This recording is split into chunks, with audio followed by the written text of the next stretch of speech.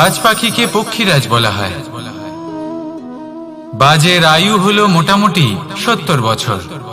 এবার 40 বছর হতে হতেই ওদের পালক লম্বা এবং ভঙ্গুর হয়ে যেতে থাকে, ঠোঁট বেঁকে যায়, ডানা ভারী হয়ে যায়, অর্থাৎ আগের মতো উড়তে পারে না, সেই শক্তি থাকে না। এবার সেই বাজ কি করবে? বাজ সব থেকে কঠিন নির্বাচন করে, নির্বাচন নিজের পুনর্স্থাপনার। সর্বপ্রথম একটা বিশাল পর্বতে যায়, একান্তে নিজের এক বাসস্থান তৈরি করে, আর তারপরে পাথরের সাথে নিজের ঠোঁট বারবার আঘাত করতে করতে সেই ঠোঁট ভেঙে ফেলে। তারপরে সে অপেক্ষা করে সেই ঠোঁট পুনর্নির্মাণ হওয়ার। তারপর সেটাই করে নিজের পালকের সাথে। তারপরে নিজের ডানা থেকে এক এক করে ভারী পালকগুলো ছিঁড়ে ফেলে দেয়। আর তারপর 150 দিনের এই যন্ত্রণা সহ্য করার পরে ও ফিরে পায় নিজের ওড়বার অনন্য ক্ষমতা, সেই শক্তি। আর তারপরে ও জীবনের পরবর্তী 30 বছর বাঁচে। কি বুঝলেন আপনি? যদি ইচ্ছে শক্তি থাকে তাহলে একজন দুর্বলও শক্তিশালী হতে পারে। আপনিও এটাই করুন, নিজের অতীতের যন্ত্রণার বোঝাগুলিকে ত্যাগ করুন আর কল্পনার খোলা আকাশে উন্মুক্ত হয়ে উড়ে বেড়ান। নিজের পুনর্স্থাপনা করুন, তবেই সর্বশ্রেষ্ঠ হতে পারবেন। আর মনে রাখবেন, এই ছোট ছোট পদক্ষেপই বড় বড় শিখরে পৌঁছে দিতে পারে। তাহলে আসুন আর আমার সাথে ভালোবেসে বলুন, রাধা রাধা। আপনি কি কখনো জলকে নিজের মুঠোতে ধরে রাখার চেষ্টা করেছেন? চলুন আজ করা যাক।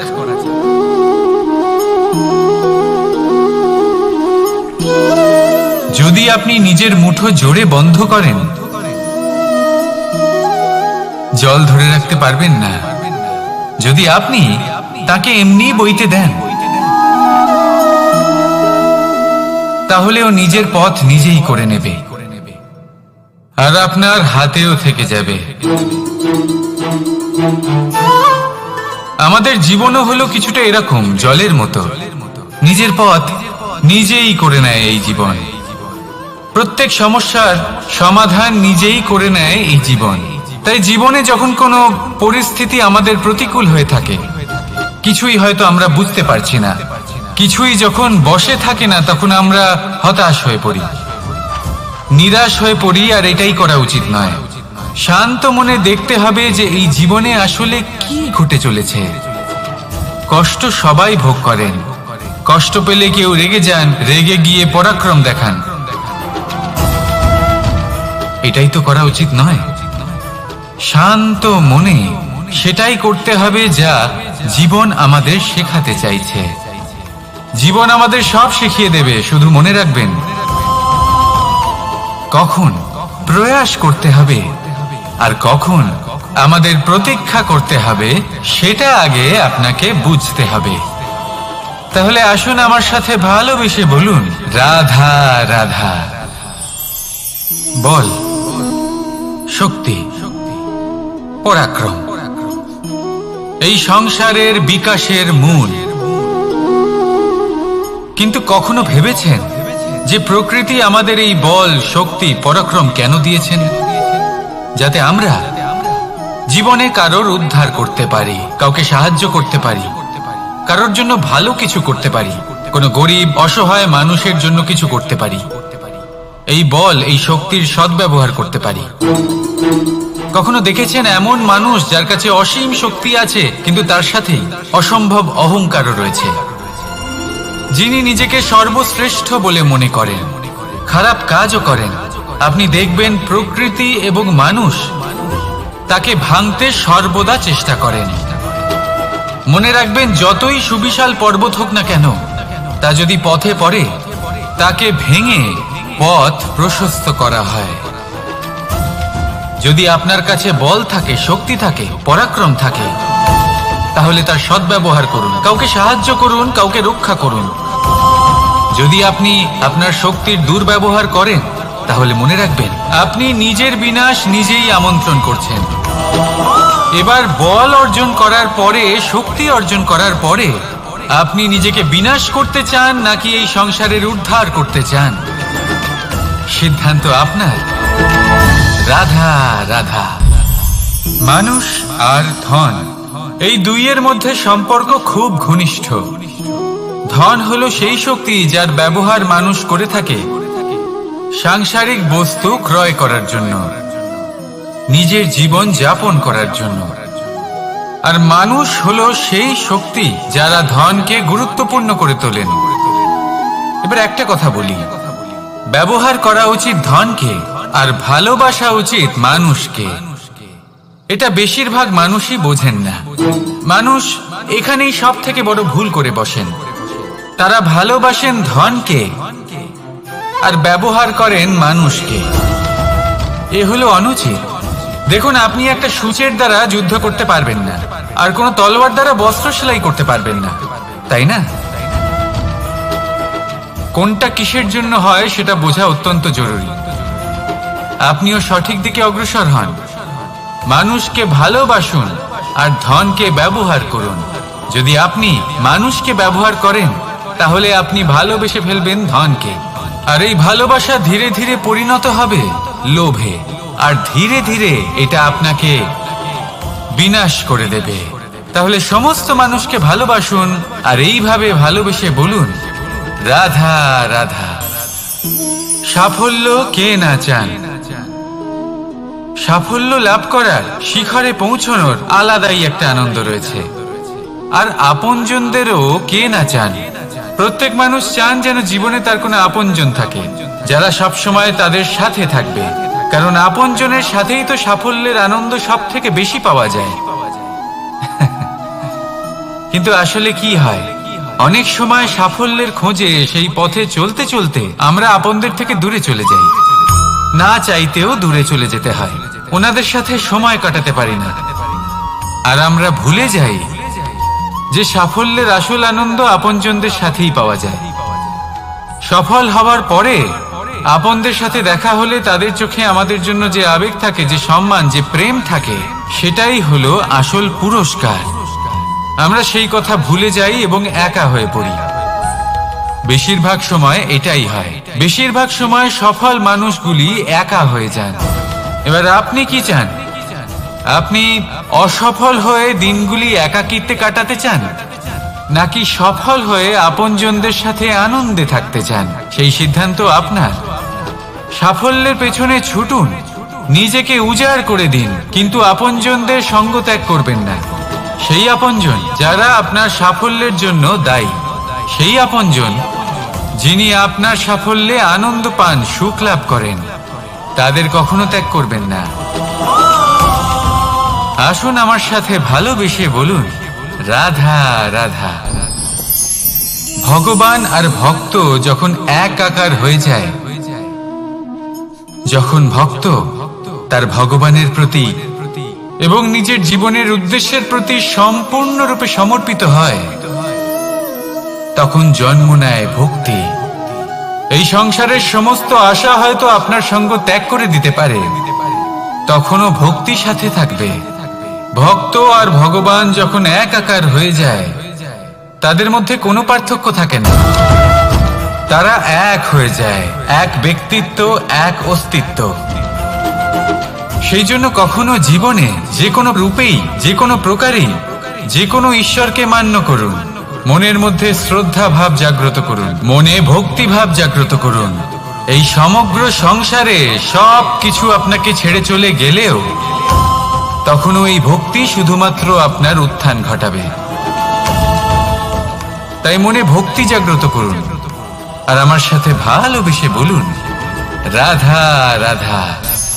শব্দই হলো শূন্য, শব্দই হলো আরম্ভ, শব্দই হলো অন্ত, শব্দই হলো অমর, শব্দই হলো ব্রহ্ম। এই শব্দ হলো অত্যন্ত বিশেষ। কেউ কাঁদলে তাকে হাসিয়ে তোলে, কেউ হাসলে তাকে কাঁদিয়ে দেয়। কারোর মনে উদ্দীপনা জাগিয়ে তুলতে পারে, আবার কারোর মনে কাঁটা হয়ে বিঁধে থাকতে পারে। একটা অত্যন্ত গুরুত্বপূর্ণ কথা যা বোঝা অত্যন্ত আবশ্যক। আপনার মন, আপনার হৃদয়ে যতই শুদ্ধ হোক না কেন, যতই পবিত্র হোক না কেন, আপনার দৃষ্টিভঙ্গি যতই স্পষ্ট হোক না কেন, যদি আপনার কথা পবিত্র না হয়, যদি আপনার শব্দ শুদ্ধ না হয়, তাহলে তা আপনাকে আপনার কর্মফল ভোগ করতে বাধ্য করবেই। একটা সহজ উদাহরণ দিই, আপনার জীবনে এমন কেউ অবশ্যই থাকবেন যাকে আপনি পছন্দ করেন না, যিনি হয়তো অধর্মী মানুষ, যিনি হয়তো দুর্বুদ্ধি সম্পন্ন মানুষ, কিন্তু তার জন্য অপশব্দ প্রয়োগ করলে তার মধ্যে কোনো পরিবর্তন আসবে না, তার মানসিকতা বদলাবে না, শুধু মনে প্রতিশোধ স্পৃহা জেগে উঠবে, মনে হিংসা জাগবে, আর কিচ্ছু না। সেই জন্য নিজের শব্দকে নিয়ন্ত্রণ করুন, নিজের কথা সংযত করুন। শ্রেষ্ঠ থেকে শ্রেষ্ঠতর মানুষকেও সাবধানী হতে হয়, কারণ যদি এই শব্দের প্রয়োগ সঠিক না হয়, তাহলে আজীবন মানুষকে নির্বাক হয়ে থাকতে হতে পারে।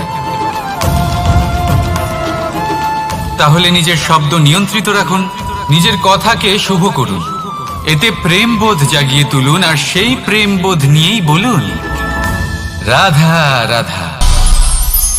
বরদান এবং অভিশাপ, এই দুই হলো একই মুদ্রার দুটি পিঠ। এই বরদান আমরা অনেক কারণে পেতে পারি, কখনো নিজের পরিশ্রমের কারণে, কখনো নিজের তপস্যার কারণে, কখনো আমাদের পূর্বপুরুষদের কর্ম ও তপস্যার কারণে। কিন্তু এই বরদান কতক্ষণ বরদান থাকবে তা আমরা নিশ্চিত করতে পারি না, তা সুনিশ্চিত করে শুধুমাত্র আমাদের কর্ম। যদি আপনাকে উদাহরণ দিই, আপনি রেশমের কীট দেখেছেন? ও বরদান পেয়েছে যে ও নিজের সুরক্ষার জন্য খোলস বানাতে পারে। এবারও তাতে এত মত্ত হয়ে যায় যে এমন এক আবরণ বানিয়ে ফেলে যাতে সে নিজেই আবদ্ধ হয়ে চাপা পড়ে মরে যায়। এটার তাৎপর্য কি? তাৎপর্য খুবই সরল। গর্ব করা খুবই ভালো, কিন্তু অহংকার করা কখনোই উচিত নয়। যদি অহংকার মনের মধ্যে প্রবেশ করে, তাহলে এই বরদান অভিশাপে পরিণত হতে সময় লাগে না। আর যদি কর্মশ্রেষ্ঠ হয়, তাহলে অভিশাপ বরদানে পরিণত হয়। তাহলে আসুন শ্রেষ্ঠ কর্ম করুন, আর আমার সাথে ভালোবেসে বলুন রাধা রাধা। সুখ, দুঃখ, মৃত্যু, মহামারী, এগুলো কখনো বলে আসে না, আবার জিজ্ঞাসা করেও আসে না। এমনই হয় দ্রুত ক্রীড়ার এই খেলায়। এক কারাগারের মতো, একটা মাকড়সার জালের মতো। যেমন একটা মাকড়সার জাল একটা পোকাকে নিজের দিকে আসতে আকর্ষিত করে নিজের চমকের দ্বারা, নিজের গঠন দ্বারা, সেরকমই দ্রুত ক্রীড়ার এই খেলা মানুষকে নিজের দিকে আসতে প্ররোচিত করে। শেষে গিয়ে মানুষ আটকা পড়ে। পার্থক্য শুধু এটাই, যখন এক পোকা এই জালে জড়িয়ে পড়ে তখন সে তার প্রাণ হারায়। মানুষ যখন এই দ্রুত ক্রীড়ায় আকর্ষিত হয়, সে নিজের মান, নিজের ধন সবকিছু হারায়, নিজের বিবেক হারিয়ে ফেলে। কিন্তু আপনি আপনার বিবেক কখনোই হারাবেন না। যদি আপনার মনে লোভ চলে আসে, আপনি লোভী হয়ে ওঠেন। যদি আপনি দ্রুত ক্রীড়ার এই খেলায় আটকা পড়েন, তাহলে মনে রাখবেন এই খেলা থেকে ফিরে আসা প্রায় অসম্ভবই বলা যায়। নিজের বিবেক কখনো হারাতে দেবেন না, কারণ বিনাশ আসার প্রথম লক্ষণ হলো বিবেকের বোধ চলে যাওয়া। এই প্ররোচনায় কখনো পা দেবেন না। আর আমার সাথে ভালোবেসে বলুন রাধা রাধা। বিজয়, বিজয় লাভের জন্য মানুষ কি না করে থাকে, যে কোনো সম্ভাব্য প্রচেষ্টা করে। কিন্তু নিজের বিজয় লাভের জন্য বাজিতে যা ইচ্ছে তাই রেখে দেওয়া কি উচিত কাজ? কখনোই নয়। নিজের হারানো সম্মান, নিজের হারানো সম্পত্তি, নিজের হারানো অধিকার ফিরে পাওয়ার শুধু একটাই পথ রয়েছে, আর তা হলো পুরুষার্থ, দ্রুত ক্রীড়া নয়। যে মানুষ নিজেই হেরে গেছে, নিজেই নিজের জয়লাভ করার জন্য অন্য কাউকে কিভাবে বাজিতে রাখতে পারে? এ হলো সম্পূর্ণরূপে অনুচিত। অনেক সময় অনেক ধন লাভ করার জন্য, অনেক সম্পত্তি লাভ করার জন্য আমরা নিজের আসল ধন, আমাদের আপনজন, তাদেরকে হারিয়ে ফেলতেও প্রস্তুত হয়ে যাই। এটা একেবারেই উচিত নয়। যত বড়ই সংকট আসুক না কেন, আমাদের আপনজনদের আমাদের সাথেই রাখা উচিত। নিজের বিজয়ের জন্য ওনাদের বাজি রাখা ঠিক নয়। এই ভুল কেউ একজন করেছেন, আপনি তা ভুলেও করবেন না। রাধা রাধা। নারী জন্মসূত্রে কারোর কন্যা, ধর্মসূত্রে কারোর পত্নী, আর কর্মসূত্রে কারোর মা। আমাদের মনে এই ছবি আঁকা রয়েছে একজন নারীকে নিয়ে, তাই না? একটা অতুলনীয় ভূমিকা রয়েছে নারীদের আমাদের জীবনে, আর নারী ছাড়া আমরা কিছুই নই। কিন্তু অধিকার, সেখানে আমরা একটা ভুল করে বসি। যখন নারী একজন কন্যা থাকে, যখন সে জন্ম নেয়, তখন তার ওপর অধিকার থাকে তার পিতার। আর তারপর যখন বিয়ে হয়ে যায়, তখন তার অস্তিত্বের উপর অধিকার থাকে তার স্বামী। আর যখন তিনি মা হন, তখন নিজেই তিনি জীবনের সমস্ত অধিকার দিয়ে দেন তার সন্তানকে। কিন্তু আমরা কি কখনো এটা ভেবেছি এই জীবন হলো তার নিজের? যে নারী সবার কল্যাণ করছেন, তার জীবনের অধিকারও তার কাছেই থাকা উচিত, তাই না? তার নিজের জীবনের সিদ্ধান্ত সে নিজেই নিতে পারেন, নিজেই নিজের ভাগ্যের রচয়িতা হতে পারেন। আর এর জন্য আমাদের নিজেদের পাল্টাতে হবে, দৃষ্টিভঙ্গি পাল্টাতে হবে। কারণ এই ধারণা সেটা আজ বা কালকের ব্যাপার নয়, এটা ঘটে চলেছে বহু বছর ধরে, আর চলতেই থাকবে যদি আমরা এটা না বদলাই। আর এটা তখনই সম্ভব হবে যখন আমরা নিজেদের মধ্যে পরিবর্তন আনব। তাই আজকের পর থেকে, এই মুহূর্ত থেকে, কোনো নারীর ওপর অকারণ অধিকার স্থাপনের আগে সহস্রবার ভেবে দেখবেন। কারণ যখন নারী নিজের অধিকার কেড়ে নিতে বাধ্য হবেন, তখন শুধু এবং শুধুমাত্র বিনাশই ঘটবে। রাধা রাধা।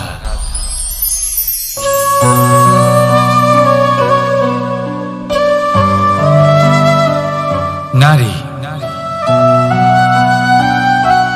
পুরুষরা যাকে নাম দিয়েছেন ত্রিয়া, কেন দিয়েছেন, কে দিয়েছেন, কেউ তা জানে না। কথায় আছে, পুরুষরা ভাবেন যে ত্রিয়া, ভাবেন একরকম, বলেন অন্য কিছু, আর করেন অন্য কিছুই। কিন্তু সত্যিটা কি এটাই? আসল সত্যি হলো এটাই যে ত্রিয়া হলো সেই চরিত্রহীন পুরুষ, আর কেউ নয়। সেই পুরুষ যারা নারীকে বলেন যে আপনি হলেন মা, আপনি হলেন দেবী, আপনি হলেন বোন। আর ভাবেন কি? ভাবেন যে এই নারী হলো আমাদের পায়ের ধুলো, আর কিচ্ছু নয়। আর কি করেন? ওনাদের মাথায়, ওনাদের খোপায় মালা পরিয়ে দিয়ে ভাবেন যে ওনারা হলেন তাদের পায়ের ধুলোর সমান। একজন নারীর সম্মান ভঙ্গ করেন, তাদের দাসী মনে করেন। ভুলবেন না, যত্র নারীয়াস্ত পূজ্যন্তে রমন্তে তত্র দেবতা। অর্থাৎ যেখানে নারীকে পুজো করা হয়, সেখানে ঈশ্বর বাস করেন। আর যেখানে নারীকে অপমান করা হয়, সেখানে ঈশ্বর এবং ভাগ্য এই দুই রুষ্ট হয়। মনে রাখবেন, যদি নারী কল্যাণকারী হতে পারেন, তাহলে নারী মহাচণ্ডী রূপও ধারণ করতে পারেন। যদি একজন নারী মাতা হয়ে জন্মদান করতে পারেন, তাহলে নারী মৃত্যু হয়ে বিনাশও করতে পারেন। যেখানে নারী অপমানিত হবেন, সেখানে মহান ভারতও মহাভারতের পথে অগ্রসর হতে পারে। তাই মনে রাখবেন, নারীর অপমান যেন কখনোই না ঘটে। আর যদি কোথাও নারীর অপমান হয়, তার অর্থ হলো আপনার বিনাশ আপনার দিকেই আসছে। আর এটা হলো তার প্রথম পদক্ষেপের প্রথম পদধ্বনি। রাধা রাধা। যদি সন্তান কোনো দুষ্কর্ম করে তাহলে সেই অপরাধ শুধু কি সেই সন্তানের? না, যদি সন্তান দুষ্কর্ম করে তাহলে অপরাধী তার মাতা পিতাও, যারা পুত্র মোহর কারণে সেই অনুচিত কাজে তাকে বাধা দেননি। অপরাধী হলেন তার পিতামহ, যিনি নিজের কর্তব্যবোধের কারণে নিজের পরিবারের যত্ন নেননি, যিনি সন্তানকে কখনো শাস্তি দেননি। অপরাধী হলেন তার সেই গুরুও, যিনি নিজের শিষ্যের সেই দুষ্কর্ম দেখেও তাকে প্রতিহত করতে পারেননি। একজন হবু রাজার কর্তব্য হলো নিজের প্রজার কাছে সে যেন এক উদাহরণ প্রস্তুত করতে পারে, কিন্তু যদি এত অনুচিত উদাহরণ প্রস্তুত হয়ে থাকে তাহলে মা বাবার, বাড়ির বয়োজ্যেষ্ঠদের কর্তব্য হলো ওনারা যেন সেটা সেখানেই থামায়, হয় ভালোবেসে নয়তো শাস্তি দিয়ে। যদি না থামানো হয় তাহলে মহাভারত অবশ্যম্ভাবী। অনেক ব্যক্তির মনে একটা প্রশ্ন জাগে আমাকে আর রাধাকে নিয়ে। বলেন যে না আমি আর রাধা একসাথে থাকি, না আমাদের বিয়ে হয়েছে, আমি এখানে দ্বারকাতে ও ওখানে বর্ষণাতে, তাও এত ভালোবাসা কি করে? এ কেমন সম্পর্ক? আমি তাদের একটা সহজ কথা বলতে চাই। আপনি কখনো আয়নার দিকে দেখেছেন? নিজের দুই চোখের দিকে তাকিয়ে জিজ্ঞাসা করুন, এই দুই চোখ একসাথে কেন বন্ধ হয়, একসাথে কেন খোলে, একসাথে কেন ঘুমোয়, একসাথে কেন কাঁদে? আজীবন কোনো এক মানুষের সাথে সম্পর্ক রাখা অবশ্যই সম্ভব, তাদের সাথে দেখা না করে। আমার আর রাধার ভালোবাসাও কিছুটা এরকমই, আর কিছুটা এরকমই হয় ভালোবাসা দুই নয়নের মতো, যারা কখনোই মিলিত হবে না কিন্তু চিরকালের জন্য একসাথে জুড়ে থাকবে। এই অনুভূতি নিঃস্বার্থ হয়, আর এই নিঃস্বার্থ ভালোবাসা আপনাকে আনন্দের পথে অগ্রসর করে। জীবনে সবসময় নিঃস্বার্থভাবে ভালোবাসুন, শুধুমাত্র আনন্দই পাবেন। তাহলে আসুন আমার সাথে নিঃস্বার্থভাবে ভালোবেসে বলুন, রাধা রাধা। মানুষ, কোন ব্যক্তির নির্মাণ হয় কিভাবে?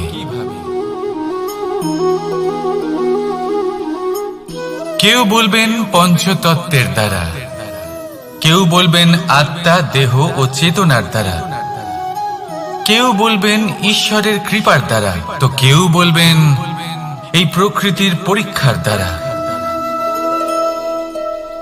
না, মানুষের নির্মাণ হয়ে থাকে বিশ্বাস দ্বারা।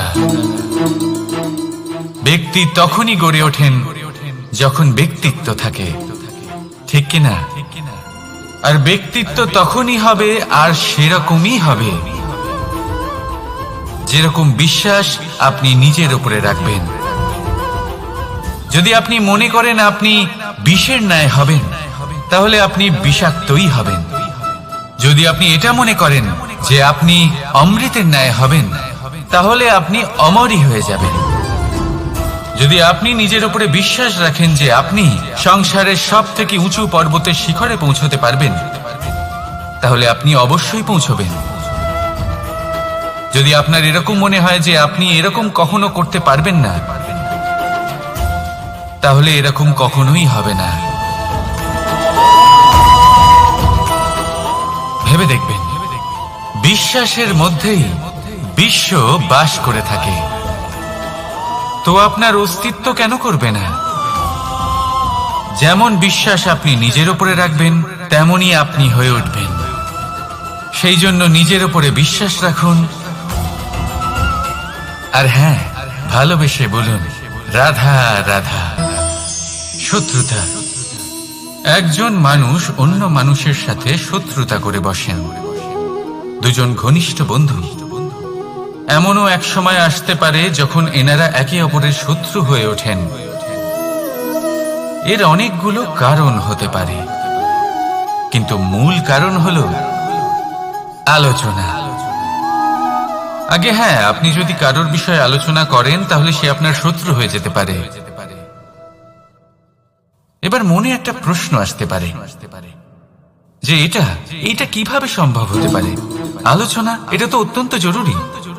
যদি আমি নিজের বন্ধুর খারাপ কাজের বিষয়ে আলোচনাই না করি তাহলে সে শুধরবে কি করে? এ কথা সত্যি যে আলোচনা আবশ্যক, কিন্তু তার থেকেও বেশি গুরুত্বপূর্ণ এবং আবশ্যক হলো আপনার এই সিদ্ধান্ত এটাই যে আপনার এই আলোচনা কোন স্থানে করবেন। যদি এটা সবার সামনে করবেন ভাবেন, তাহলে তা অপমানও হয়ে যেতে পারে। যদি এটা আলাদাভাবে করেন তাহলে তা পরামর্শ হয়ে যায়। অপমান কেউ স্বীকার করতে পারেন না, কিন্তু পরামর্শ সকলের ভালো লাগে। তাহলে যদি আপন কারোর জন্য ভালো কিছু চান, কাউকে শুধরে দিতে চান, আর আপনার মনে হয় আলোচনা আবশ্যক, তাহলে সর্বপ্রথম সময়, পরিস্থিতি আর স্থানের কথা মনে রাখবেন, নয়তো এই আলোচনা আপনাকে খুব ভোগাতে পারে। তাহলে আসুন আমার সাথে ভালোবেসে বলুন, রাধা রাধা। আপনার জীবনেও কি সমস্যা রয়েছে? অবশ্যই থাকবে। প্রত্যেকের জীবনেই সমস্যা থাকে। প্রত্যেক মানুষ জিজ্ঞাসাও করেন যে এই সমস্যা আসলে কি আর কেন আসে জীবনে।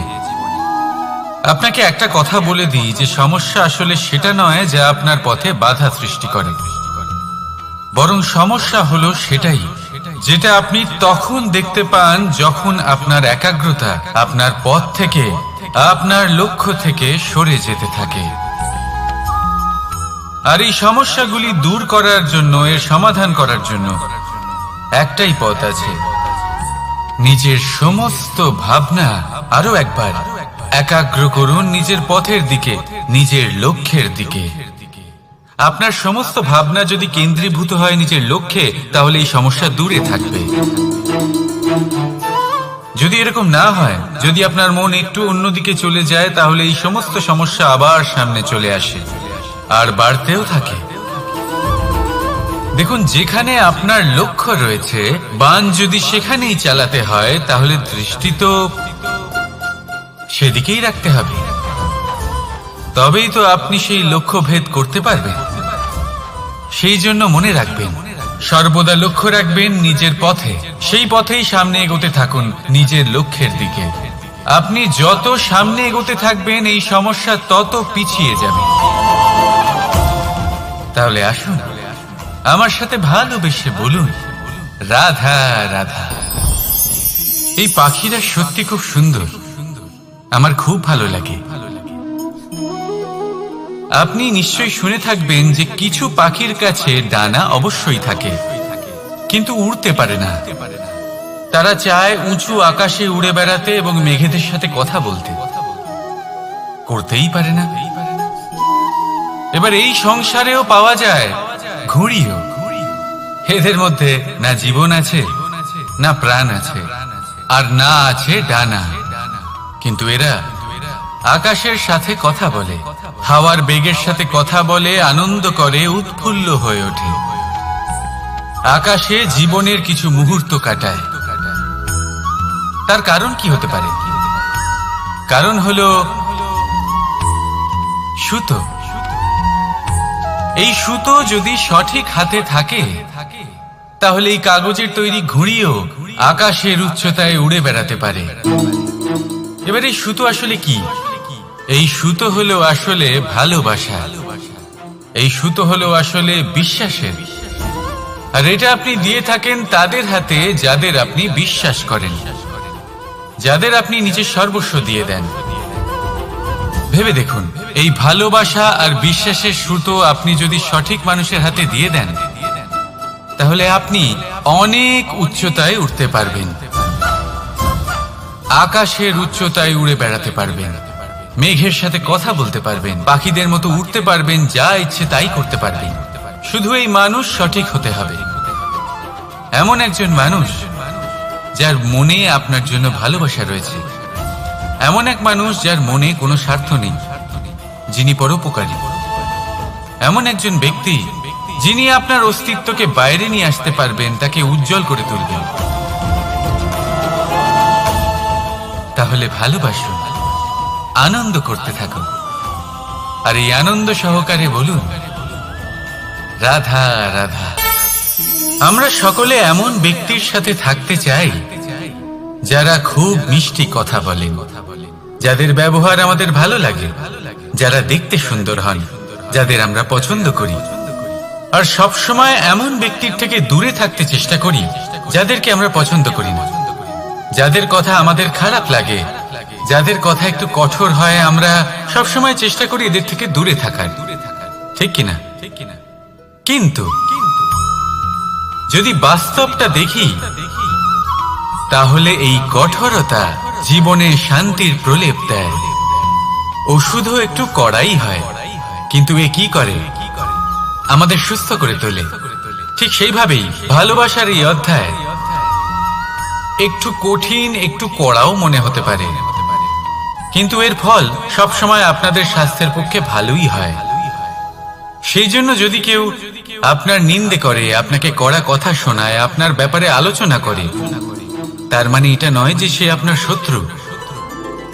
হতে পারে তিনি আপনার বন্ধু হন, আপনার জন্য ভালো চান, আপনাকে শুধরে নিতে চান, আপনার মধ্যে কোনো পরিবর্তন দেখতে চান। সেই জন্য কখনো কারোর কথা শুনে বা কাউকে দেখে প্রাথমিকভাবে এই সিদ্ধান্ত নেবেন না যে তিনি আপনার শত্রু হন নাকি আপনার বন্ধু হন। এমনও শত্রু হয়ে থাকেন যে গুড়ের মতো মিষ্টি মিষ্টি কথা বলে আসলে আপনাকে বিষ পান করিয়ে দেবেন। আর এমনও বন্ধু থাকেন যারা আসলে নিমের মতো কড়া কথা বলেন কিন্তু আপনাকে অমৃত পান করান। এদের মধ্যে পার্থক্য করতে জানতে হবে, কে আসলে শত্রু হন আবার কে আসলে মিত্র হন। এই পার্থক্য যখন আপনি করতে শিখবেন, তখন আপনি এই সংসারের সব থেকে সুখী প্রাণী হয়ে উঠবেন। এই পার্থক্য বোঝা সহজ নয়, কিন্তু অবশ্যই আবশ্যক। রাধা রাধা। অসুখ। এমন কোন মানুষ আছেন এই সংসারে যার অসুখ করে না? প্রত্যেক মানুষ কখনো না কখনো অবশ্যই অসুস্থ হয়েছে, তার এই শরীর রোগের শিকার অবশ্যই হয়েছে। এবারে দেখুন, এই রোগ আসে আবার এই রোগ চলেও যায়, কিন্তু সেই রোগ আমাদের কষ্ট দিতে কেন সক্ষম হয়? কারণ হলো স্বচ্ছতা। যদি এই স্বচ্ছতা শরীরে না থাকে, তাহলে মানুষকে শারীরিক কষ্ট পেতেই হবে। ঠিক সেইভাবেই অত্যন্ত প্রয়োজনীয় হলো এই স্বচ্ছতা যেন মনেও থাকে। যদি এই স্বচ্ছতা মনে না থাকে, তাহলে মানুষ চারিত্রিকভাবে কষ্ট সহ্য করেন। এবারে নিবারণ কি হতে পারে? বড়ই সহজ এর উপশম। যদি রোগ শরীরে হয়, তাহলে সর্বপ্রথম স্বচ্ছতা বজায় রাখতে শিখুন, এই শরীরকে পরিষ্কার রাখতে শিখুন। বিচক্ষণতার সাথে এই রোগের সম্মুখীন হন, ভয় পাওয়ার কোনো দরকার নেই। ব্যায়াম করতে থাকুন, সব ঠিক হয়ে যাবে। সেইভাবেই যদি এই অসুখ মনে হয়, তাহলে কি করা যায়? সর্বপ্রথম তার আধারের উপরে নজর দিন। আপনার এই আধারই হলো আপনার আহার। যা আপনি আহার করবেন সেরকমই মানুষ হয়ে উঠবেন। সেইভাবেই আপনি যেরকম ভাবেন সেরকমই মানুষ হয়ে উঠবেন। সেই জন্য নিজের ভাবনাকে শুভ করুন, নিজের দৃষ্টিভঙ্গিকে শুভ করে তুলুন, সবকিছু সঠিক হবে। আপনার আমার সবার মধ্যেই এক রাক্ষস বাস করে, তার সম্মুখীন হন, তাকে পরাস্ত করুন। তাহলে এই রোগ সে শরীরেই হোক বা মনের মধ্যে, যদি সঠিক সময় তাকে আটকানো না যায়, তাহলে যে কোনো সময় তা মহামারীর রূপ ধারণ করবে। সেই জন্য সাবধানে থাকুন, সুস্থ থাকুন। তাহলে আসুন আমার সাথে ভালোবেসে বলুন রাধা রাধা।